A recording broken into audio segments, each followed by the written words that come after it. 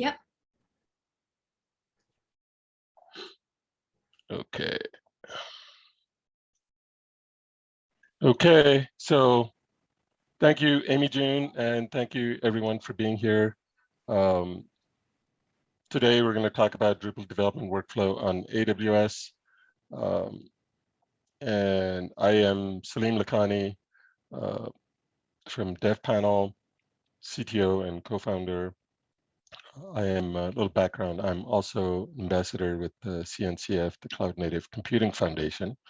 And here's some information on how to find me. You can also sign up at drupalops.com or meetup.com/drupalops. We're going to be starting this off soon, and it's all about DevOps and Drupal. So a little background about myself, fun facts here. So I've been working with Unix and Linux. I used to teach it. But this is back in the early 90s. I started off with Yggdrasil, if you guys remember that, Slackware and Debian and stuff. And I started with Drupal with Drupal 4. And I've been involved in hosting space since mid-2000s. I would even say in early 2000s. And AWS since 2008, I believe. And this is when their EC2, using their EC2 and S3. And for people that still remember web-enabled, or we started that back in 2009. It was, I think it was the first one to offer DevTest live workflow, and it was all VPS based, Colo-based hosting, and it was more like an internal project. We did it like a commercial experiment with it. Now, today I live in Denver, Colorado with my family, my wife May and daughter Abby. So, and then okay, now here's the presentation outline. So, and I call it a discussion because just ask questions if you have questions. So what is DevPanel? Why are we here? And the next steps. So DevPanel, I'll give you an overview, a quick overview first. I'll walk you through the structure of it, and then go through the different editions that we have, and then walk through the different demos, and then we can talk about like what the next steps are and how you can help. So, and what kind of help we're looking for the community edition. So overview, just a general overview. DevPanel is very much like cPanel. You guys are familiar with Pantheon and Acquia and Platform SAs. They have control panels and they sell hosting. Well, DevPanel does not sell hosting. So we're more of a control panel that's a wrapper around. Today it's just around AWS. We plan to add Azure and GCP and so on. But right now it's just around AWS. And so we're more like cPanel if you're familiar with cPanel, which goes around your servers and gives you a control panel. So we go around AWS and we give you a control panel that's very similar to what you get with Pantheon and Acquia, Platform SH, etc. So it's a SaaS control panel or a dashboard, and it's just a wrapper around your AWS account. We set up the infrastructure in your account, and then we run all the sites in your account, and you pay AWS directly, and you pay for DevPanel separately. So that's it. It's very simple. So an overview, our 4 pillars of use are ease of use, security, scalability, and cost effectiveness. So structurally, the way DevPanel is structured is you have these workspaces. So this is a demo workspace and you have projects under it. And you build out a project. You can say, when you build out a project, you can say, what type of application you want. You connect it with your Git provider, and then you create a repository, or you can use an existing repository. So all the code is managed in your Git provider.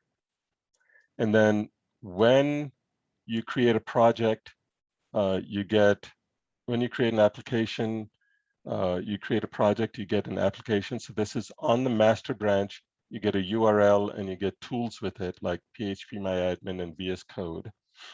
And this is all browser-based tools. And you get code, you get to do custom domains, you get your database, you get your logs and security. You get to change your security stuff, and then you can delete your application. So just like on the master branch, you have an application, you can pick any of the other branches and you can build your application on those branches as well. So here's the application on the master branch. Here's the VS Code, comes built with Composer and Drush. If you want to build out a branch, this is, you can also, when you're building out a branch, you can also import from files, external files and database and files externally, or you can have the database and files in Git itself in the repo, and then we can pull those in. And you can have unlimited branches. We recommend you use, Git flow. We have master, release, develop, hotfix, whatever, feature branches. And then you'll see here, I'll go back, you'll see here it says deploy now, deploy now. So if you haven't deployed, it'll say deployed. If you don't have it deployed, you can say deploy now. There's team collaboration built in, so you can add teams to a workspace. You can invite people to work with you on a workspace as admins or as developers. And you can invite them as teams or as collaborators individually. It's all built on, it's all underlying technologies that we use, Kubernetes, so it all runs on Kubernetes. Amazon Aurora serverless, we're going towards, right now we use server-based database, we're going towards serverless now. We use EFS and S3, and comes built in with Memcache, Redis, and so on. Comes with CloudFront and Solar. So we just use the latest version of Solar from here. Bitnami Solar, we just installed that in your account. And the AWS WAF can be installed as well. And it's all running in your account, so it can be optimized for cost as well. Here's the architecture that we set up in your account. So it's essentially it's serverless Drupal that you're running. It's all container-based, and these worker nodes can go, you can use reserved instances, on-demand instances, or we can also use spot instances if you want. And these can save you up to 90% on your AWS cost compute nodes. So that's that. The different editions that we have are is the trial or the demo edition that we have open for everyone. It has 4-hour environments. So you can build an environment, lasts 4 hours. You can use it for development. You can save it back to the repo, and you can save even your database and files back to the repo, or write that out for you. The enterprise, the business enterprise edition is essentially you run it on your own AWS account. It's unlimited use. You can invite as many people as you want. There's no limit to the number of applications or sites that you can manage. And the partner agency edition, this is the one we're working on right now with we're building this out with a few different partners. And we're looking for feedback on this as well. But it's essentially the same as the enterprise edition. And it just allows partners and agencies to resell their applications, and they can become essentially like a hosting company. So they can resell these sites, and we're building out a reselling front end, so you can actually sell hosting plans too. So that goes through Stripe, so on. But again, that's for unlimited use, so you can set up as many clients as you want. The and for the partner plans, we handle the DevOps, and the partners handle the Drupal updates and management of the Drupal sites for their clients. So they do the front end support, and we take care of the back end and the off-hour support. The community plan, this is the other thing that we're working on right now, and that's something that we need help kind of defining, outlining of what should go in the community plan. And we want to set up a advisory group to work with us in defining like what the outline should be for the community, what the boundaries should be for the community plan. So, okay, so just to give you a few demos, I'll walk through the software development lifecycle workflow, show you the serverless architecture, quickstart templates. We have these things that we call quickstart templates, and then VPS deployments. So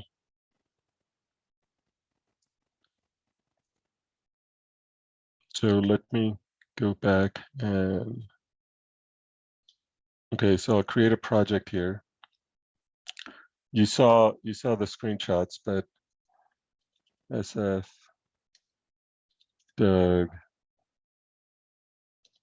D9 demo 3B. So I'll click next,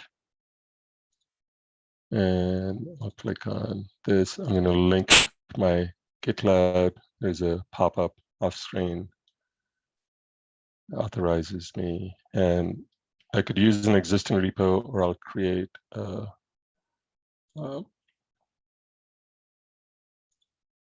thank you, Bob. So I'll go through, I'll name the repo. Now this will create, once I linked it, DevPanel will create the repo in your account as well. So click next and confirm and create project. So this takes a couple of minutes, and the first step is it creates the repo.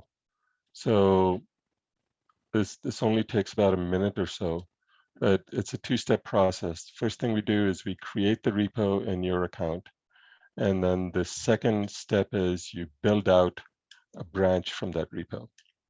So I'll wait to show you that. So any questions? From Irina, can you post a link to your presentation? Yeah, I can do that. I don't have a PDF version yet, but I can make one right after this. First time I've seen it. Thank you. Okay, so here's the branch that's built out. It says deploy now. So I can say deploy now. And here I can say you want to deploy it from scratch. You want to import from external database and files from external sources, or you want to copy from an existing application. Well, we don't have an existing application. Like we don't have a master branch that's built out. So if we were building out a develop branch, we could clone database and files from a master branch or something. So, or we could clone feature from a develop branch or something like that. So, but we're just, for this, we'll just develop it from scratch. I could lock this if I wanted to, so that the site, when it came up, it would be locked, so people can access it without having knowing the username and pop-up username and password. So this is just using a simple access lock. I could say enable or disable the code server, phpmyadmin, and I could change configuration, app root, web root, those variables. I'll leave these. Go next and deploy. So we use Terraform and Ansible, if you guys know what that is, some automation scripts scripting tools. So you'll see Terraform in here,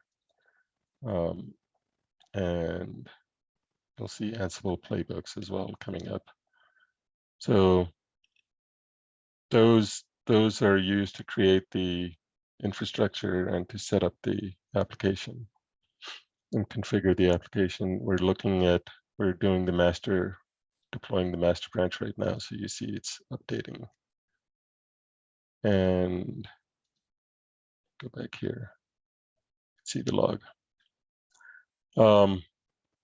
So while this is being deployed, there's also things like secret manager. I don't have any secret sets right now, but you can create one. So you can take the same application and you can apply the secret set, which is database credentials for different environments for develop versus master and so on. You can create deployments if you want auto-scaling environments. You can set up cron jobs for deployments, and as your setting, you can set up a container registry if you wanted to deploy an application as containers for auto-scaling deployments. And here's your activities. So it keeps track of who did what and keeps the track of all the logs for any activities by different users on this.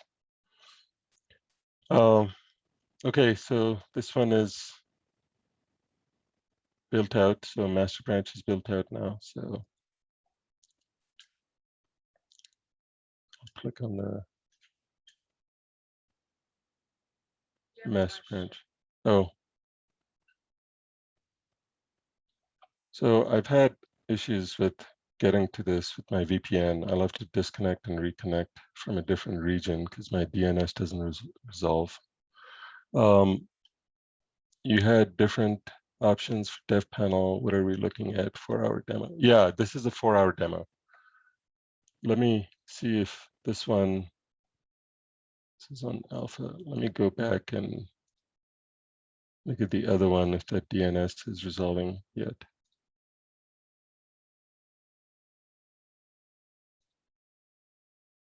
If not, I'll have to. Okay, this one the DNS got set up and populated.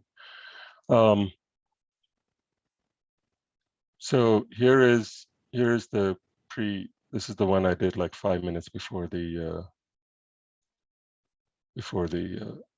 meetup. And then here's phpmyadmin for this.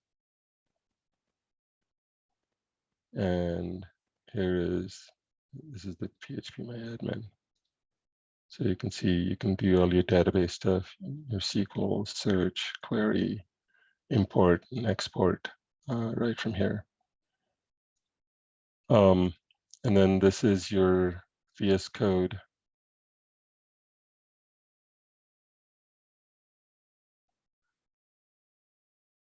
And the VS Code comes with the terminal, and this is, like you saw, Composer is built in and Drush is built in.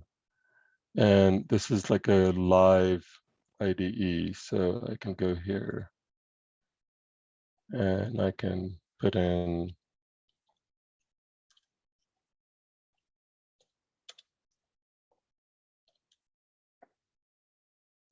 and if I go here and I do update, you can see that without committing the code, you can see the changes live. So you can actually do development. You wouldn't want to do this on live, but you can actually do development right off of using this browser-based IDE. So that's how your application's set up. You can do this links to your Git repo. You can do custom domains from here. You can force HTTPS from here. You can do database export and files export from here. You can look at your PHP log and your Nginx logs from here. And you can change your security setting. You can set up your lock or unlock your site from here. And then right now you're just looking at all branches. which is just the master branch. But if you go here, and this one, your repo just has a master branch. But if you go here and you create a new branch, and you call this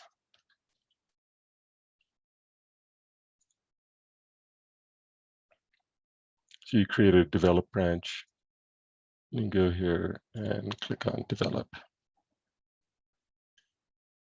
And you click on sync, and you'll see the develop branch here. And then now when you go to build out develop, you can actually say copy from existing application. And now you can say copy from master and click through. You just click next, next, next, and it'll actually clone the master. It'll clone the master site into develop. So that's how you do that. Let's see, what else? That's that. Let me go back to, no, let me go back to this one. Okay, so that's your software development lifecycle workflow. I think that's all I had to show there. So you got different branching, you got cloning. Yep. So I'm going to close all of these up. Okay, serverless architecture. So that's this. You saw this. I had a backup recording. Serverless architecture is, this is, I kind of showed the architecture earlier, but there's no demo. It just talks about the serverless architecture. So quick start template. I'll show you what a quick start looks like. So we have demos for OpenSocial, for CiviCRM, for OpenY. I'll just give you a quick demo of OpenY. So it's just a URL. You click on a URL, and if you look at this URL, it has, well, let me show you this URL here. It has the quick start portion of the URL. It says the application is Drupal 9, branches master, and here's the repo to get the quick start from. So, and what you do is when you click on it, it opens it up in this quick start page, and you click next, and it actually just starts building out the application from the repo itself. Oh, there's a question from Carson Black. Hey, Carson. Hey, Salim, how you doing, buddy? Good, man. Cool stuff as always. Yeah. Is there a way to lock users out of that IDE so that they can't play with it when it's in production? Yeah. So when you're building it out, there's a toggle that I talked about. So what Uh-huh. you do is you turn that toggle off. You So, just turn and off the IDE yeah, completely, and so then it yeah, doesn't. you Yeah. turn off the toggle for the for VS Code, and you turn off the toggle for phpmyadmin, and those two things will be locked out. Cool. So and actually makes your container smaller as well. So Ah, makes sense. Yeah. yeah, so good And question. then you may be getting ready to talk about this, maybe, but is there kind of like a performance penalty, like on some spin up time or something like that, for things like when you use the spot instance setup? I could see where that would save you a lot of money. Um, is there some performance hit to using those? There's not really a performance hit. There actually can be performance gains in using spot instance because spot instances, you can get the large and the extra large ones for real cheap, for like they're about 80 to 90% off. So we can get spot instances for really cheap. The downside of it is that they go down with like a 2-minute notice. So Kubernetes moves the containers around, and we take care of that so that when we get the notice that the thing's going down, then we can move the applications off to another, we can bring up another node, and we can move the applications to another one. So sometimes, but if you have too many applications running on one spot instance, then sometimes it takes time to move it off to another application. So your application might be down for a little bit. What we do is, what you can do is say that when you're configuring DevPanel, you can say that you just want to use spot instances for when you've got auto-scaling deployments, so that when you're running multiple instances of your of containers, so only use spot instances for those, but not for single containers. So if you do that, then when you're running applications in single containers, then they would always run on demand or reserved instances, and your deployments can run on spot instances. So, and those spot instances can come and go as they you know as they wish, but your deployments still remain stable because your containers are spread out across multiple spot instances or multiple nodes. So does that make sense? Yeah, thank you. Great question. Yeah. So now this was the OpenY quickstart that we built out. So you click on it. Oh, okay. I think this is, they just changed this to Composer 1. Let me see if this one was running.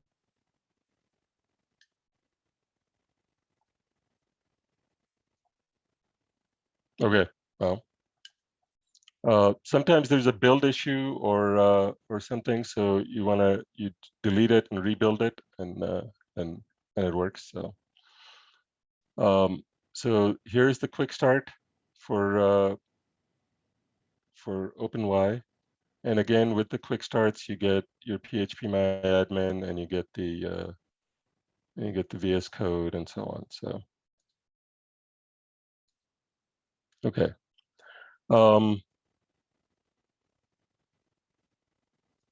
Let me go back and let me see what's next. Okay, so VPS deployments. Okay, so once you have a quick start, you can actually create your own quick starts. So if you have a template that you want people to use, or if you're in an organization or if you're in an agency and you have a template that you want your customers to use, or you want to use for demos, or if you're in a big organization, government, school, whatever, and you have these templates that, or a big company, you have these templates that you want small groups to use, then you can build out your Drupal instance. You can add your theme, you can add your data to it, and then you save that Drupal instance as a quick start. And then once you save it as a quick start, then you can then distribute that URL. You can put it behind a button on your website, or you can distribute that URL. The person receiving that URL has to have permission to use that repo. So only people that have permission to use access that repo can spin up the quick start. So that's the security that's built into it. So not everyone can use it. Let me show this, and this shows you how to actually take a quick start and then deploy it to. You can actually take quick starts and even deploy it to Lightsail or DigitalOcean and something, or other hosting providers running Bitnami images. So I'm gonna rewind this a little bit, but this is something that we're actually considering putting into the community edition, so that you can use DevPanel for doing development, and then you can take whatever you've developed, or you can develop and save quick starts, and then developers can then deploy their quick starts to their own accounts on Lightsail or DigitalOcean or Linode or whatever. So this way they can use DevPanel for doing development and then managing their own accounts on Lightsail. For those of you not familiar, Lightsail is AWS's version of DigitalOcean or competitor to DigitalOcean. So here I'm setting up to use deployments on Lightsail. You set up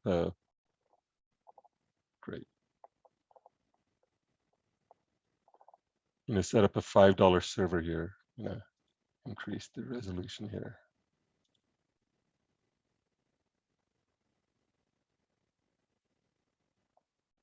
And this takes a few minutes to run.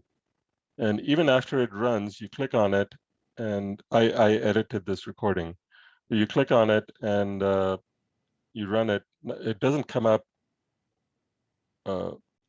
as fast as it goes in this recording. It takes, even when the server is spun up, it takes a little while for Drupal to spin up under it. So you get your Bitnami image running. And then what you do is you pull your application, you pull your quickstart into it. So I'll go into quickstart application. So here's a quickstart that's running. And that's what's running on AWS, on Bitnami. And what I'll do is I'll go into the quickstart repo, and in the DevPanel directory, there is a deploy to Bitnami markdown. And there's a URL that you can, or there's a, not a URL, but a command that you can copy and paste into your shell.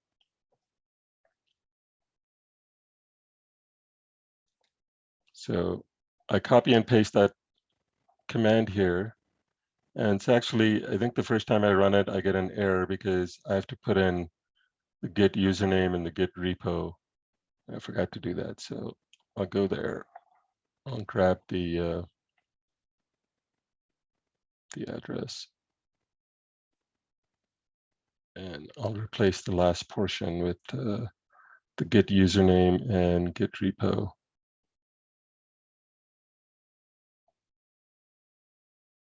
And then let this thing rip. And this, again, I sped up this recording. This thing takes a few minutes. So this migration was successful. And then if you go back into the original one, this was the original one. If you hit refresh, your openy should be in here. So there's your openy, and this is now running in Lightsail, in your $5 server. So, let me see what else I have in here. Step 3. Oh, and then configuring your application. Now this is running, so you can't really configure it from DevPanel because it's running in Lightsail. We just pushed it. We pulled it into Lightsail. So you have to go into your Lightsail account and configure it from there. So you have to learn a little bit about Lightsail. It's not very hard, but and this we're thinking we're going to put in the community edition to let users do this themselves. And if you Google for AWS Lightsail Drupal, there's instructions there on how to configure your Drupal and how to set up DNS and everything. There's you have to create a static IP address, and then, which I don't go into the recording, and then create a Lightsail DNS zone. And then you can connect your domain to that. So, okay, so that's end of the demo there. And that was, the way we do this is, if you go into the quickstart repo,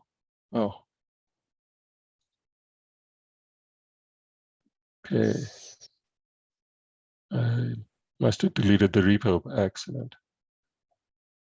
Okay, so the openy repo. Sometimes I go through and I do cleanup, and I think I deleted my openy repo, and that's why it didn't build out. Crap. Okay, I'll have to rebuild that repo again. Anyways, that was that. Let me go back and all right. Okay, so why are we here? This is I kind of mentioned this earlier. The community edition is something that we want to build out. We want to put out for free for developers to use and for the community to use. And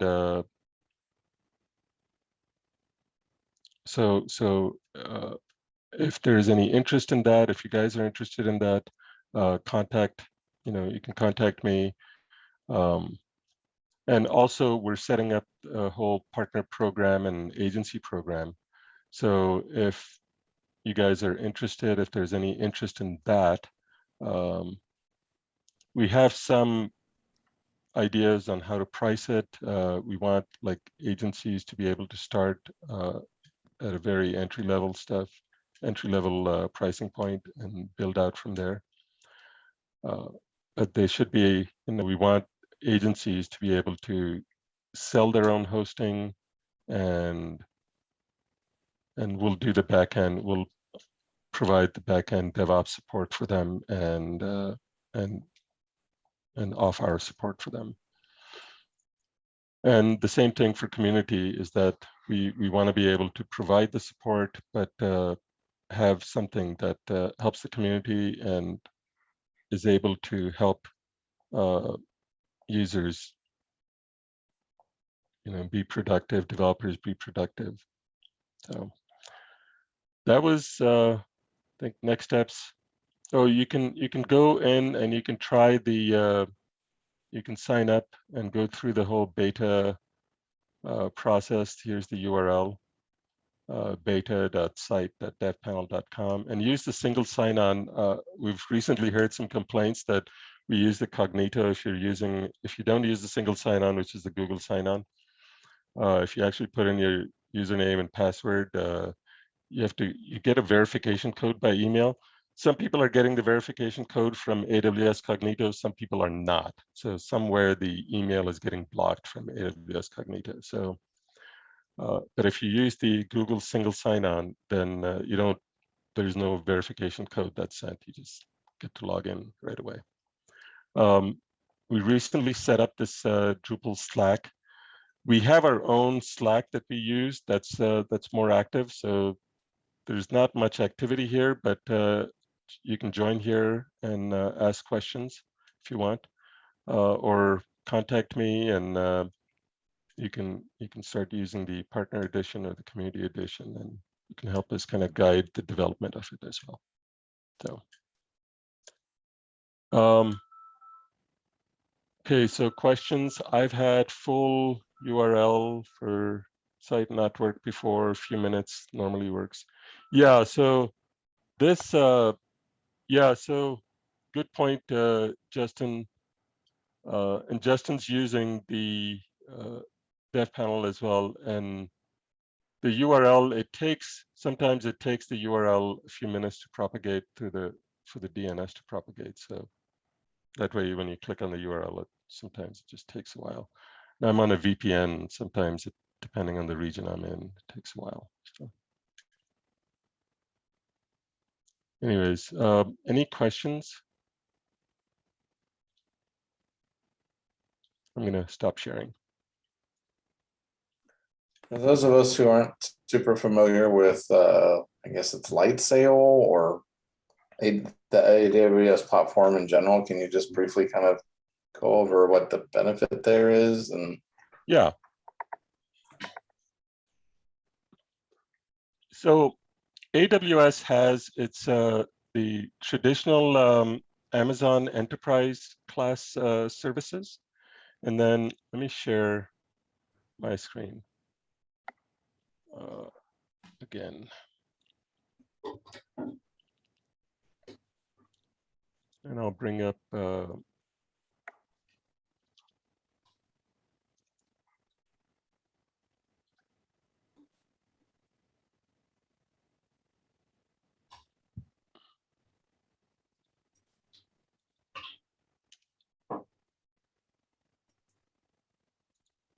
Okay, so AWS Lightsail is essentially it's like DigitalOcean. So are you familiar with DigitalOcean, Eric? No, I'm not. Okay, so they have VPSs. So it's Right. instead of doing now Lightsail also started doing container-based deployments too, but traditionally they're going after the low end um, market. So if you go for, so they give you it's you Okay, get so the they're just single like virtual containers that they're small like shared servers, so uh-huh, virtual private servers they call them. right. So they're not really containers or anything like that. They're just small servers, and the database is in the same server, and Oh, your code is in the same server. Everything is in one server. okay. So the benefit is that it's cheap, and you can get servers for $3.50, $5, $10 a month, right? Mm-hmm. Um, and Windows servers for like $20, 10, 12, $20 a month and stuff. So it's all in one server. The downside is when that server goes down, right? Right. Everything's down, right? And then how do you do patching, and how do you do, like, you have to upgrade and um, take care of patching up your OS and your PHP and everything Oh, manually. you have to do all that on your own too. Yeah, yeah. Oh, So that's the downside. When you have when you're running on when you have your dev test environments and you want to upgrade your PHP, you just have to rebuild the container and deploy the new version, and the new container build will have the new version of PHP. So it's much easier to manage uh, it when you're doing container-based deployments, right. and you have a separate database that you're managing, and your database, your different deployments can connect to the same database engine in the back end. So these servers are cheap and affordable, but we've heard from a lot of different developers that they run small brochure sites for their friends and family and some of their clients on the side and stuff. So they wanted a community edition where um, they could run these small Drupal sites, small WordPress sites for cheap. So if you're looking to do something more scalable, then okay, does your solution work with other options on AWS? Um, yeah. So what you saw here is these things are all running on Kubernetes. And Okay. what you saw here is if when you connect your enterprise or your business edition of DevPanel, you Mm-hmm. take as a user or as a business, as an institution, you take your AWS account, you connect it with DevPanel, and then we set up Kubernetes in your account. Okay. And we set up EFS, and we set up RDS, and we set up serverless RDS, and we set up Elastic Cache and Elasticsearch, and Elastic load balancers, and we set up all this infrastructure. And this is very similar to what Pantheon and Platform SH are running. Right. So we set up this infrastructure in your account, and we manage that in your account. And then you can run as many sites as you want in that infrastructure. So the Okay. community edition is mainly for,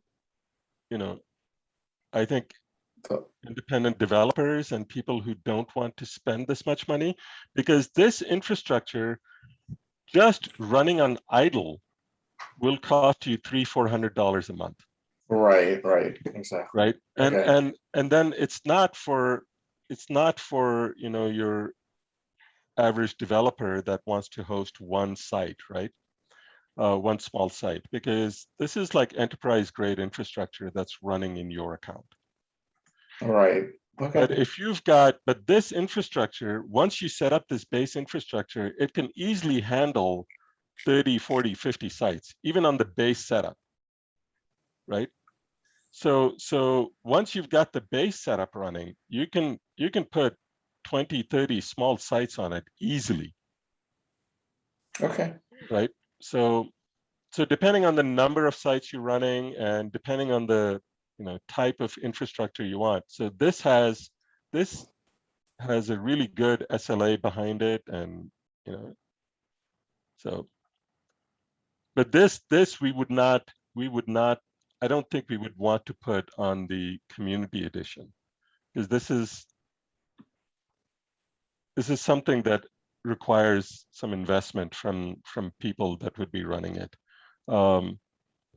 The community edition is something where we pick up the development, the dev test environments, we run it on our environment. Right. Our own environment runs on this. So as if you're running on the community edition and you're creating dev test environments, you're running it on this. And then when you deploy it on the community edition, you just deploy it on Lightsail or on your own servers.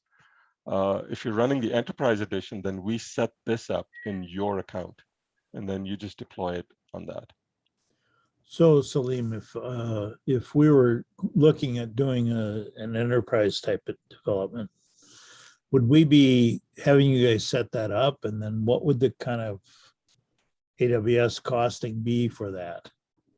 Yeah, so the enterprise setup is fairly easy. You connect the two accounts together, and we set up the infrastructure. That takes about half an hour to set up the infrastructure in your account. So it's not a long setup, because it's everything is automated. But the on-ramp process is we're still working it out. So yeah, contact us. We'll set it up for you, and we'll set it up as a trial, so you can try it out and see how it works for you, or if it works for you. So let's say you've got something like an enterprise account, and you've got say 20, 25 clients on there. Yeah. What's my cost going to be as an agency to do that type of thing? Depending on the number of, depending on the size of the sites. Yeah. Right. 20, 25 sites. I don't know, maybe $500 a month, $600 a month. Okay.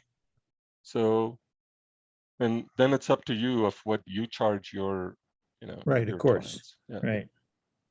But if you take 25 sites on Pantheon that are at 125 a pop, yeah, that gets up there pretty quickly.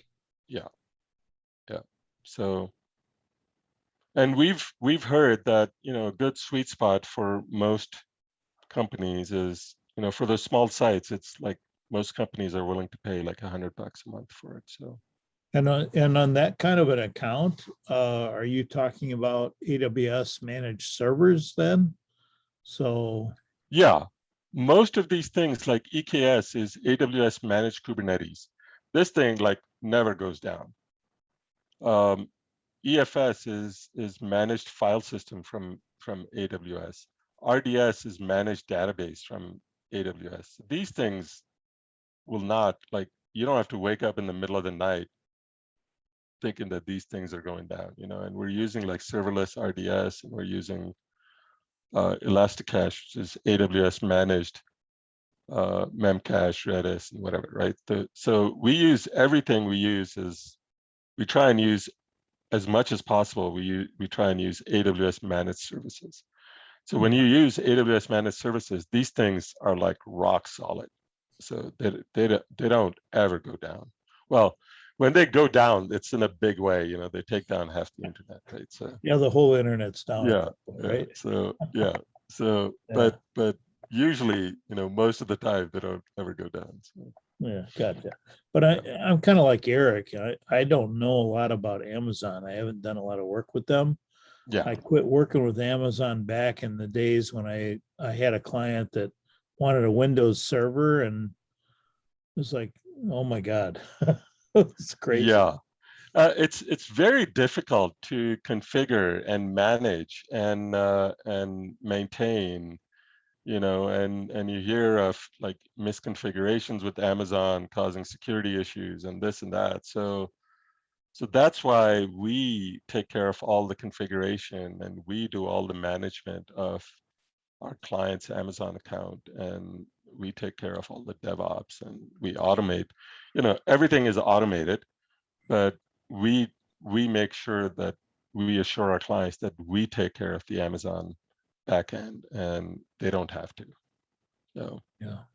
So I mean, that's one side of it. The other side of it is just getting a way to pull UAT type sites and that type of thing off of the server that the client has that isn't really sized for it, so they can really use double the capacity all of a sudden, right?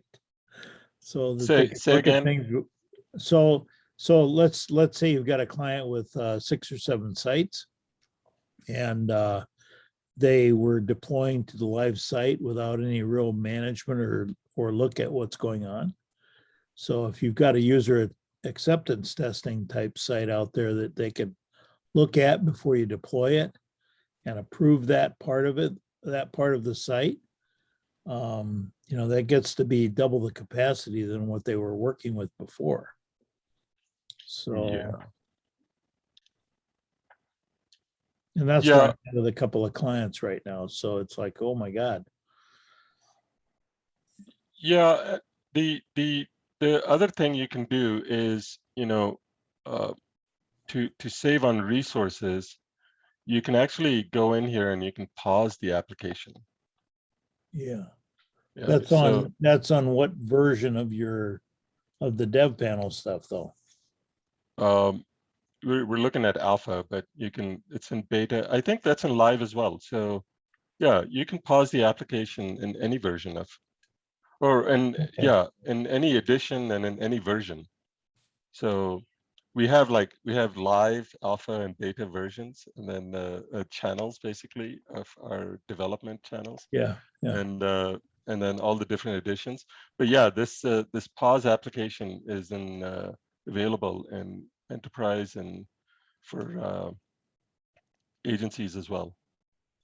Yeah, that's nice. Yeah, so you can. So you could set a window of like a week for them to take a look at things and say, here we go, take a look. If you don't take a look, it's going live, it's ready to go. I don't do that, clients, but right. Yeah. Got to get a deadline out there somehow. Yeah, but when you put out environments, you can have them. We're looking at doing like automatic pause in 4 hours instead of automatic deletion or undeployment and things like that. That would be cool. That's a great idea. Yeah. So that way it's not taking up resources. It's just like automatically it just goes on pause. Yeah. Right. And that would be cool because clients sometimes they'll get out there and they'll say, yeah, I'm going to look at it next week on Tuesday, and right, their schedule all of a sudden changes and then you're screwed, Right. Got to be nice to people. Yeah. Salim, I might have missed this. Can you bring your own remote Git hosting? Or do you have to, okay, and then how does it, are there webhooks that go in? So like if I'm using GitHub or GitLab, does it hook in via Git hooks and then it will pull in the latest stuff from the repository after I push to a branch, or how do the updates come from GitHub or GitLab or something and then come into one of the environments? Yeah, so like I don't know if you saw, like I made changes in VS Code, and those changes appeared right away on the application. Like I put in PHP info and that appeared right away on the application. So what you would do is, if you have VS Code running, you can just go in there and you can manually do a git pull into your container, and that updates your application. or you can have automation running in your container to do a git pull, or have like Ansible or something use that to actually do the update. So you can set up any type of CI/CD to update your application. Okay, so that would be something I would have to set. That's something that doesn't just come baked out of that panel, correct? Yeah. So if you're, you can. What we do is we tell people that you can go in and you can do a pull. You can actually do a pull into your master branch, but that your container is running. Your container is not running the code that's in your repo. So you have to actually update your container. So you have to rebuild the container with the latest version, and you can set up that CI/CD in here, and we can help you set that up. But however you want to set that up, that's up to you. Oh. So let's say I've got a GitLab CI that I do, and it goes through its process and runs through the tests, and it says, okay, it passes the test, it's going to deploy to master. We could set that up so it automatically deploys out to the dev panel. Yeah. Test instance, for instance, or whatever you're going to do. Yeah, we do that internally ourselves. Yeah.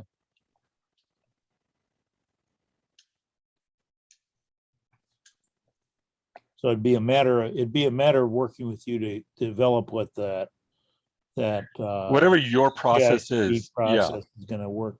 Yeah, whatever your CI/CD process is, you can take that and integrate that with your deployment process. So cool. Yeah. Eileen had a question in chat about charity sites, Salim.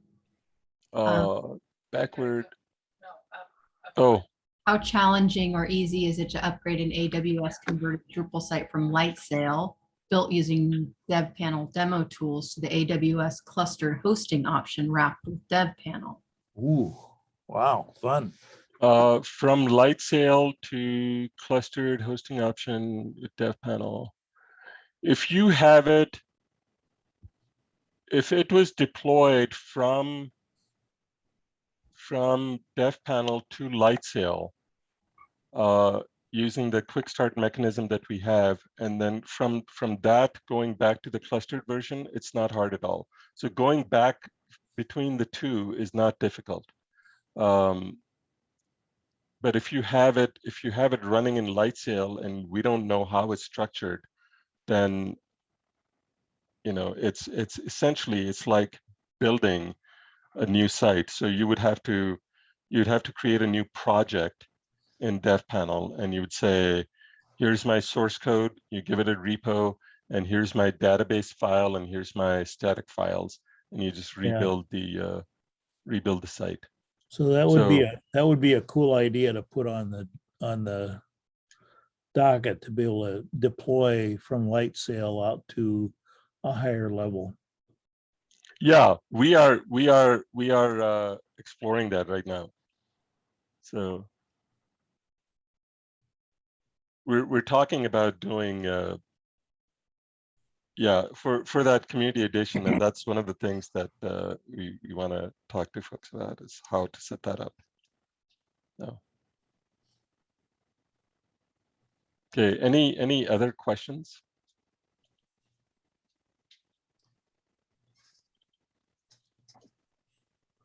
Could you just talk about, there was a comment on your site about the cost savings over platforms like Pantheon or Acquia.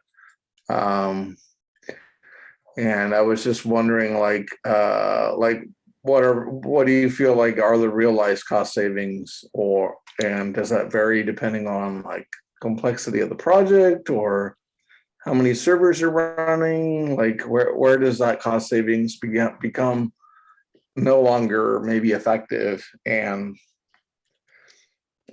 compared to other platforms, perhaps? If you're running like a $40 site or a small site or something like that, then the cost savings aren't there. Like especially for the enterprise version, right? Like if you're looking at, but if you're running 10 sites or 20 sites or something like that, then the cost savings start building up at about that point. Because for the clustered environment, right, for the enterprise architecture that we're running, that the idle cost of that is like, imagine it's $300-400, right? It's just sitting at idle, and that's running in your account. So if you're running 10-20 sites, right, on that Well, environment. we're running like hundreds of sites. Then the savings are humongous, right?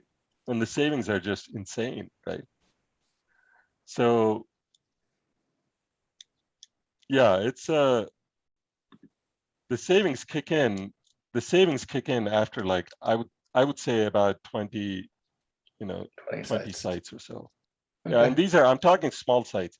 If you're running one huge site, I have to tell you, like, there was one site. This was a government agency we were working with. They were getting about 3 billion hits a month on their site, and they were paying one of the big providers $1 million a year for hosting their site. And we calculated their savings on AWS. That site, actually, they had 47 sites, and we calculated moving all their 47 sites to AWS for $250,000 a year. So going from $1 million to $250,000 for 47 sites. I think they were running 4 sites on this platform and paying $1 million, close to $1 million, and then they were thinking of moving all the other sites over. But if they had moved it all to AWS, their calculated cost was $250, and the sites were running faster on AWS under our setup. So. So that was the payoff. Like, depending on I don't know what your bills would be or what your bills are and who you're paying, but that was, I can tell you when we're not on recording. I could connect you with them, but that's what this is like real life, scenario. So thanks. Yeah.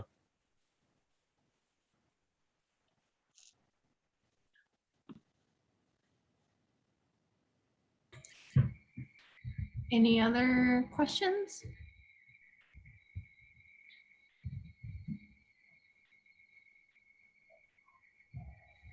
Sean, did I answer your question? That was a good question about CI/CD.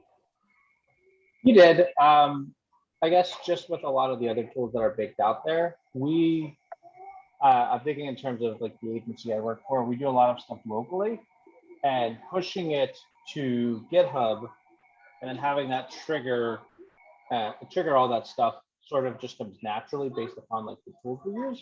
So that's why I was curious. Like, I didn't see that as a factor in everything that was going on. So that's why I was just curious.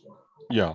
Where that all came in. And so, but explaining it with the CI/CD piece and setting that up, it makes sense now. Yeah.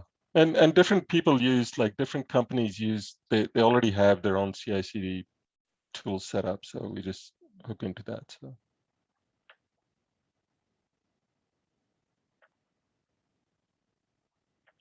Okay. Cool. And Eric, did I answer all your questions? And Carson?